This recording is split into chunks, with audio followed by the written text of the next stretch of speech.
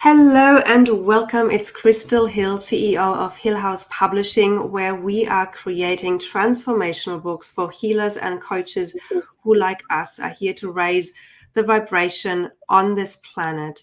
And so today I have with me Leni Cavazos, and she is a high-end retreat organizer and a seasoned marketing strategist and founder of the Retreat Planner. She empowers spiritual entrepreneurs to host profitable, purpose-driven retreats by blending business acumen with energetics, guiding coaches, healers, and teachers towards six-figure success and transformative impact. Welcome, Leni. It's so lovely to have a conversation with you.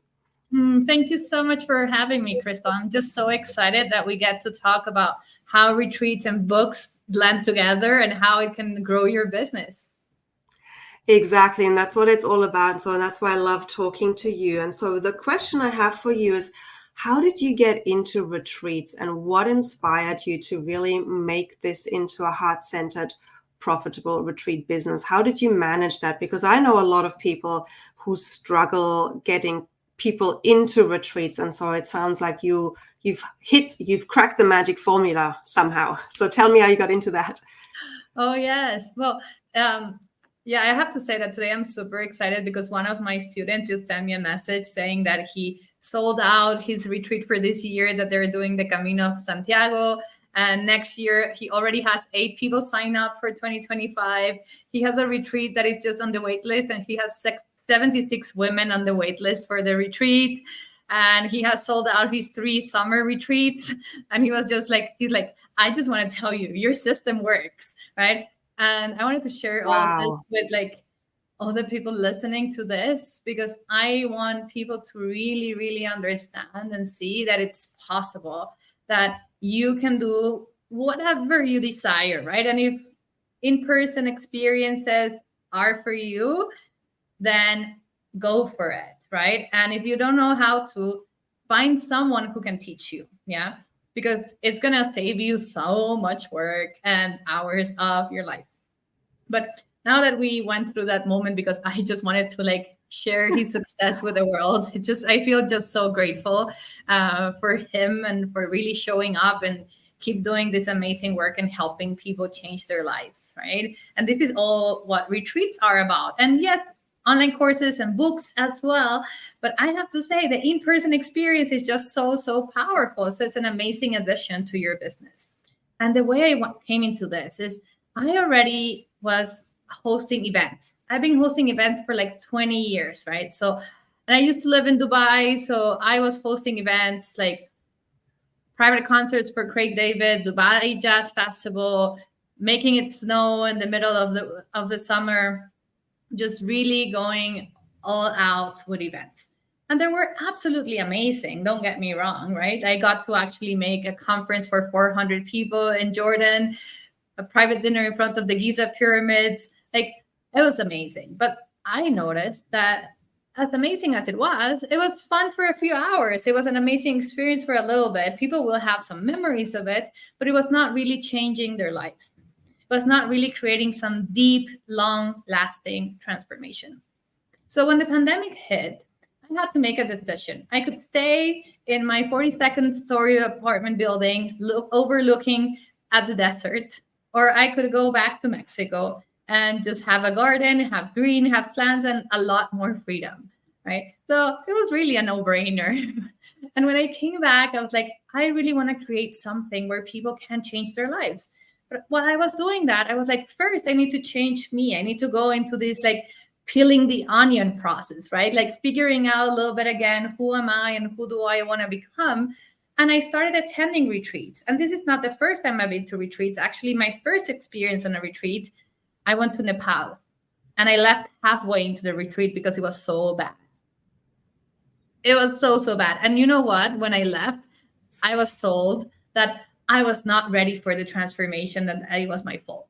And I was like, you know what? I don't care. I just need to get out of here. So coming from a space of like really already having this like, well, I don't know if retreats are the thing, I still went on, and I actually spent 6 months going into retreats and meeting a lot of amazing retreat leaders. And the more retreats I went, the more I changed, the more I loved it. And I just fell in love. And when I fell in love with it, I also became friends with a lot of retreat facilitators in that space. And as we were talking, they started telling me that, yeah, it was amazing. Well, they were working for many months and they were barely making any money. Especially one retreat that really, really transformed my life. It was a women's retreat where I got to see myself as something that I never knew existed. And they were like, no, we're never doing it again because we didn't make any money. We got 13 people to come, but no money. And I just couldn't stand it. I couldn't stand it. I was like, how is it possible that no one else is going to change their lives the way I just did? Because there is not a mixture between your spirituality and your business, right? They're not working together. They're working towards separate directions. And I gave myself the task to go into this space and talk to over 100 retreat leaders to figure out what was going on. And the more I went into it, the more I realized that people didn't know how to put a system behind it. There was no structure. There was no process. There was no marketing strategy. It was just like a whim. And then off I go and host a retreat and hope that people will just show up and sign up. And as much as it can happen, it's not the norm, at least not at the beginning, right? And then people were selling, but they were making no money. Like they were pricing it wrong. I was like, wow, like this needs to change. And when this happened, everything in my world became retreats. Actually, I started getting hired to host retreats for people, private retreats. I hosted a retreat for Joe Dispenza in Mexico. Like the whole thing opened up. It was just absolutely insane. And I started helping people, consulting with them, helping retreat leaders co-host retreats. And then from there, it just grew into this beautiful place where I actually get to teach people my system on how to build a retreat business. So you don't treat it as a hobby. So you can actually make a profit from it. If you want, you can make 6 figures easily. And it does not mean you need to sell tickets for $10,000, as like many people would think. Oh, well, you're going to tell me to sell a $1,000 offer. And then, yes, of course, I'll have my 6K. It's not about that. It's about finding which method, which style really works for you. It's not about a cookie cutter strategy. So anyway, that's kind of like how I got myself into the retreat space, because I just wanted more people to host retreats that are deeply, deeply transformational. I wanted to create more impact in the world. And yes, honestly, it's easier to have more impact if you have a full bank account. That is very true. That is very true. And I love that you're combining the passion for transformation, because that's something that you've experienced, with the business know-how that you brought from your previous career of event management and loyalty things, etc., into it. So I'm curious to hear what is the number one mistake that people make if they're thinking about, oh, I'm going to run a retreat. That sounds like a fun thing to do. Like, what is it mindset? Is it knowledge? Is it strategy? Is it all of the above? What is like the core thing here? It's simpler than that. It's the name of the retreat. Uh-huh. It's the basic stuff. Like really knowing what you're offering for your retreat, like really knowing your offer. And it does come from mindset a little bit. It does come from not having the business practice and like writing names and whatnot. But it really comes from this space of not truly believing what you're offering, downsizing your offer. Yeah. Like really downsizing, just saying, oh, this is a retreat for you to relax and reset. When what would actually resetting and relaxing change in someone's life? What if they avoid burnout? That's a bigger value. It's not about what happens inside of the retreat. It's the aftermath of you changing your life. So most of the people will go into the space of hosting a retreat and just try to make it very broad, so it's for absolutely everyone. And I like to say, at least for me, and for any one of you in the audience, you get to choose for yourself. But I don't want to be everyone cups of tea. I'd rather be a glass of champagne, right? Like, and it's a choice, right? You can do retreats for 70 people. Like Joe Dispenza does retreats for 1,500 people. They're called retreats on his, like, he calls them retreats, right? It's your choice. But the reality is that you do need to be very clear on who you're serving and how are you serving them and what comes out of it. So the biggest mistake is actually the name. Is the starting point where like someone might be attracted to you or it might be like, well, this is interesting, but then actually then they don't do anything because they're like, well, this is not me. This is not what I'm looking for. Yeah, because it is so broad, like, yeah, I get that. Like, it needs to have that very specific thing that hits my pain point. Like, oh my God, yeah, that's me. Or something that I want to, moving forward, language that I desire. It's like, oh wow, that specific thing.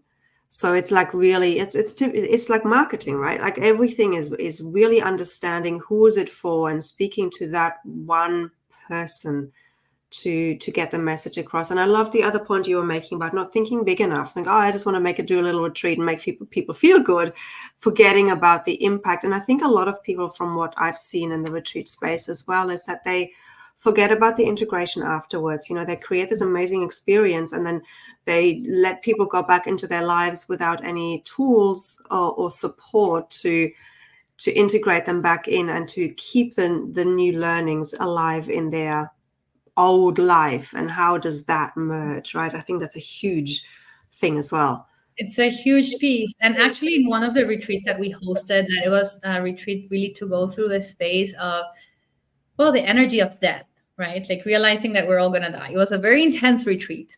And because of that, it required support prior to the retreat, during the retreat, after the retreat. And it actually included a book. We wrote a book for the retreat. So everyone went home with a book specifically tailored to them, because then they could keep doing the work afterwards. So did you write a book on the strategies and on the exercises, like everybody wrote that? Or did they write a book about their experiences? No. So the book was like a complement for the experience for them. So let's say we were doing practices of conscious eating. So the book would have a whole chapter on conscious eating, so they could go deeper into the knowledge later on and they could keep it into their lives. It would have the process on how do you do it, right? So you can keep doing the work afterwards. It's not just once the retreat is done, off you go to the next phase. It was about that. It was about going deeper into the space of like the energy of that. What does it really mean for you? And how do you can ask yourself certain questions when you're feeling in doubt? So it was really a book that guided people through the process after the retreat, right? And then of course it can be used in many different ways. It's a book that definitely could have been sold as a standalone book because it was so deep. It was not just for the retreat itself, but it was created specifically for this retreat based on the energy and the transformation that we were looking to achieve. We were dealing with people who were afraid to sleep laying down because they were afraid of choking. So like actual fear of dying every single night, crippling fear. So you cannot just go to a retreat and then be like, thank you for participating. See you in 1 year or never, Yeah. That's a really powerful way of using a book or creating a book for a specific purpose and then expanding that purpose to have it as a standalone way. What are some other ways that you can see books and retreats working really well hand in hand? Well, definitely there's so many possibilities, like endless. So I'm sure like people listening to this might be thinking of their own ideas on how you can bring it together, right? But definitely a book could be used as an introduction to a certain topic, and then people can be guided then to go into the in-person space, right? So you do this work. Let's imagine this is a book where it has like a 12-step process to become a better speaker. just let's use a random example for the sake of the conversation, right? So you have that, and then that person read the book and they're like, well, I just need more because I do actually need to practice in front of other people, right? Yes, I trained, I maybe like there's some exercises, go do it in front of the mirror, this is how you move your hands, etc., etc. But then you can actually guide people into this space where they come to a retreat where they actually practice. Maybe they even get their talk recorded so they can use it later. So think about kind of like TED Talk style, right? So they can actually get an in-person experience of becoming a better speaker. Maybe there is copywriters there that will help them get their whole like talk really honed in. Maybe there's even a session to teach you how to write the title of your talk. We're hosting a summit in September, and we're actually going through the speakers applications right now. Okay. And it's absolutely amazing. But then like I'm reviewing the top topics and I'm like, this makes no sense. There was one that said, I am a ghost.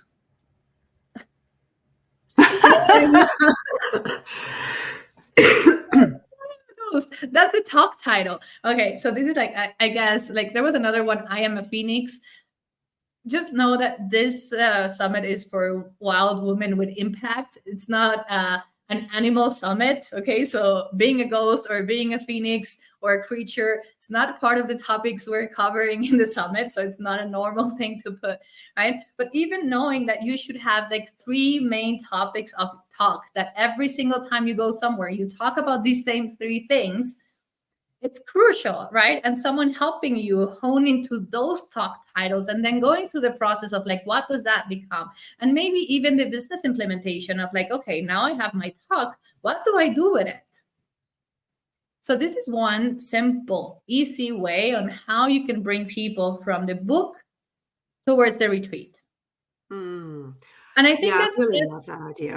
yeah. And I would say that like having the book as the first like kind of front centerpiece to bring leads is the best way. Because if you think about like, oh, I'm going to sell my book inside of the retreat, you're like narrowing down your leads. Now, there's book writing retreats, right? Like I know people who have gone to 1 month book writing retreats. 1 month, huh? Not 7 days, not 5 days, 1 month. And then they come out with a book written. There's retreats for everything. There's retreats for patchwork. Anything you can do, you can actually connect to the in-person experience, because no AI, no online experience is ever going to be the same as being in person. And I love books. I read 3 to 4 books a week. Okay. So I am book nerd for sure. Like, well, last week I read 7, but I went a little bit crazy. But I love reading, right? And it's like a passion of mine. And I absolutely love getting to know more through books. But there's people who will read the book and they will need more than that. Just not enough. They will want more of you. May it be on an online course or in a retreat, or where do you take them? Can you actually take them from the book to then a mini space, like where there's a mini course or a free something for free, whatever, like a list of things that they can use based on the book. And then from there, you nurture them until they're part of your community and they want to come to your retreats. There's so many different ways and so many different steps on how the two of them can connect, for sure. But look, writing a book, it's also a piece where people use it to build authority. So you can actually use your book as a selling point inside of your retreat website and say, hey, I'm a best-selling author. So you can use them both ways. Saying, like, building your authority for a retreat for people who don't really know you, it's very important. They need to know that you know your stuff, that it's not use random person who just decided to maybe hire a bunch of amazing copywriters and build an amazing website, right? That you actually exist, that there's things backing you up. So having a book to actually add it into the space of when you're talking about your retreats is just great marketing. And I'm getting a sense that really marketing is one of your superpowers. So I'll just capture the points that you made. I think are really, really valid and powerful. Using a book, to build the authority for your marketing for the retreat, but also using the book to then bring people who read the book. They get this yearning, this desire, like, I really want to do this in person. I really would love to dive deeper into this topic with the support of the author, as well as in a group, in a community where the experience gets so much richer. So those are some really great ways to interweaving those two things. So, but going back to your superpower and, the story that you shared at the very beginning of your client, like what is that strategy? Like you mentioned, the title needs to be strong, but is there anything else that you would love to share, like a tip of why people should work with you, particularly when they planning a retreat? Like, what would you say is your superpower when it comes to creating successful retreats for your clients? Yeah. So actually, I think that my superpower is my creative energy. Really, I can come up with crazy ideas for each one of my clients' businesses. And that's really something that makes their business thrive. Yes, there is a system, there's a framework behind it, right? You first need to know who's your client before you go and start selling. Or, like there has to be an order for certain things, right? You need to be super clear about like who's your ideal client. One of the main reasons this particular student is doing so well is because he knows his ideal clients. Like they're very clear. He works with first responders. That's it. It's so clear that no one else will get confused. He knows where to go. He knows who to talk with. So being very clear about your ideal client is a key piece.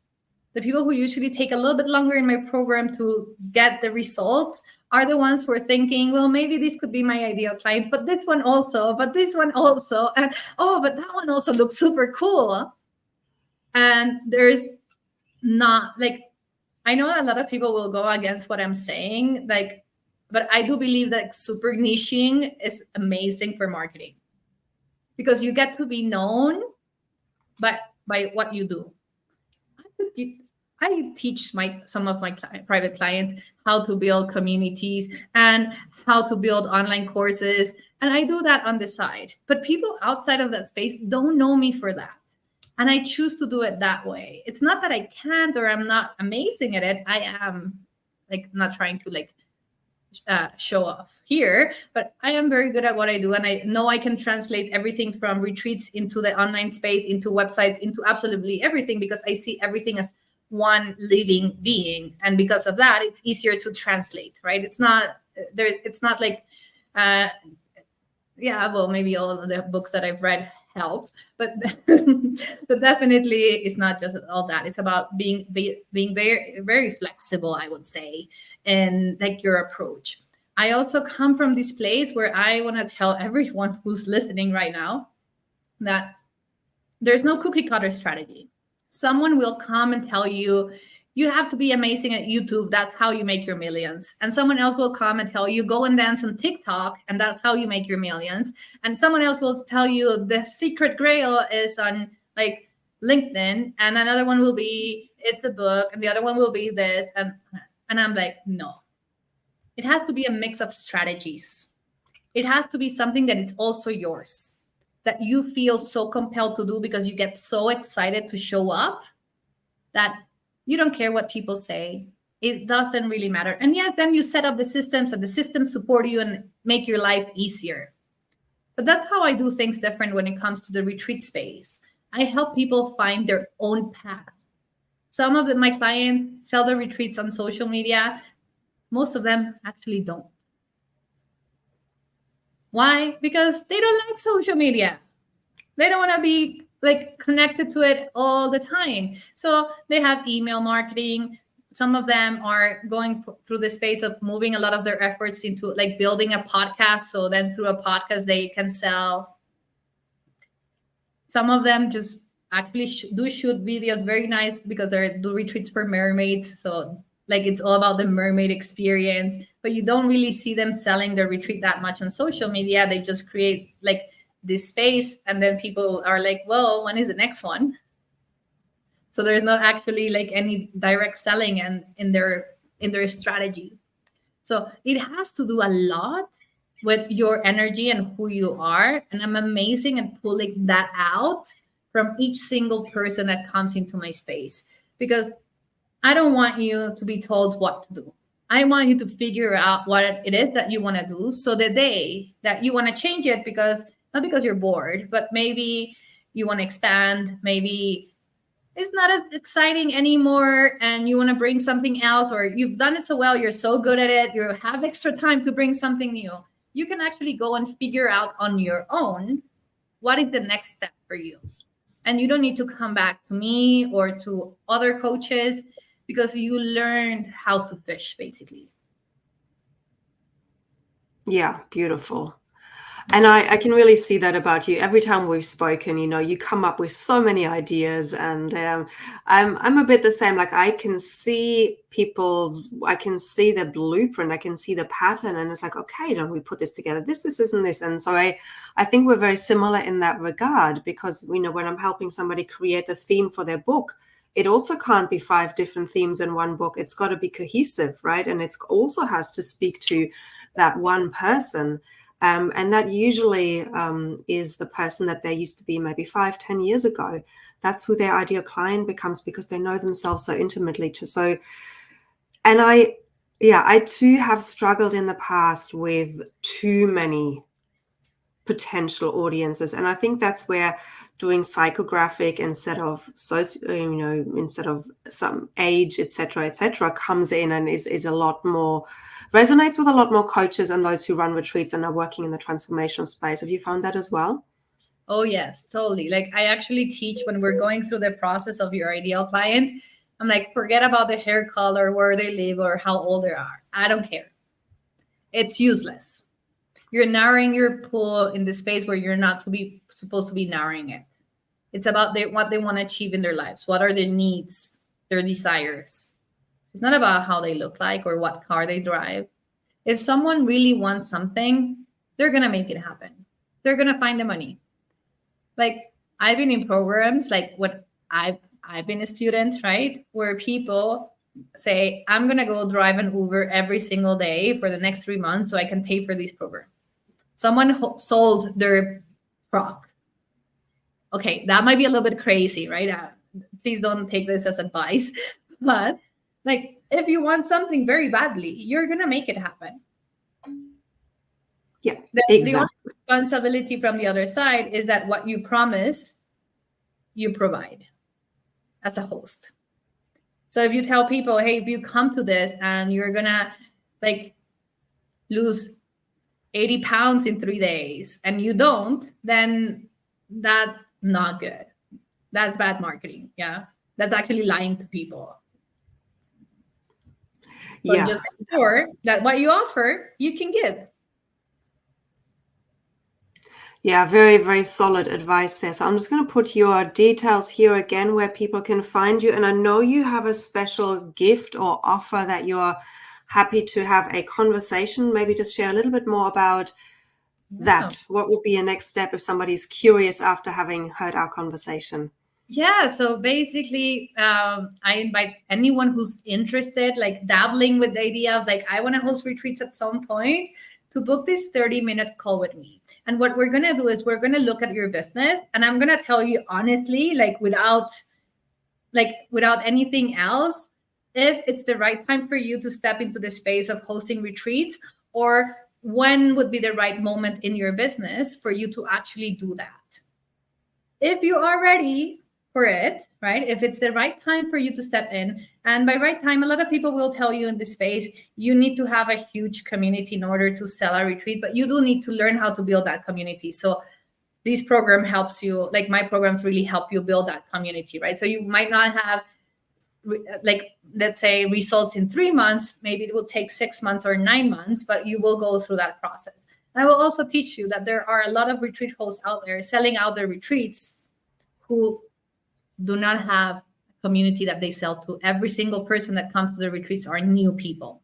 So there's many different options, and it's something that I love doing because I like to open different paths for people to figure out that not everything is one way in a box. Anyway, so you come to this call in the retreatplanner.com/go, super easy to find. You book a time with me.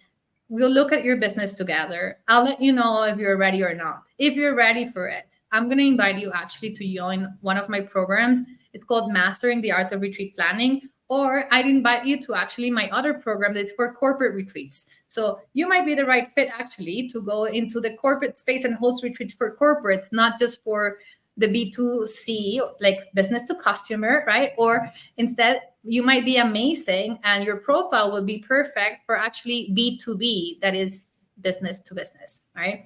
So if it's the right time for you, based on who you are, I'll invite you to join any of these programs and you decide. No one will push you to say yes or no. It's just an invitation if it seems like it's the right step forward for you. And of course, we'll figure out, because I know most of you will have a book, how to bring that into your business strategy to make it even better, right? How can you connect the two of them? Can you do a book reading and then after that actually sell your retreat as part of that book reading, right? Can you build a book club for your book? Or with other co-authors, you can build a book club and then everyone can offer their stuff and just bring people and have a different book every month. And see, many ideas. So many ideas. Yes, you definitely are the queen of ideas, and I absolutely love it. So thank you for sharing so much wisdom with everyone here today. I really appreciate your energy and your expertise. And do you have any final parting messages to like one sentence, like a golden nugget to end it off here? Yeah. If in your heart you feel that you want to host in-person experiences, just go for it. Don't wait until something happens in order for you to be able to do it. Go for it. Start. Maybe a workshop, whatever it is. Just don't wait. If you really feel this like nudge inside of you, go for it. Follow your instincts. Like your intuition knows better than your head. It is so true. And there's never the perfect time to start anything, right? But it's when we follow our passion, when we follow that nudge, that never lets us down. So thank you for that. And thank you for being here today. Oh, it's my pleasure.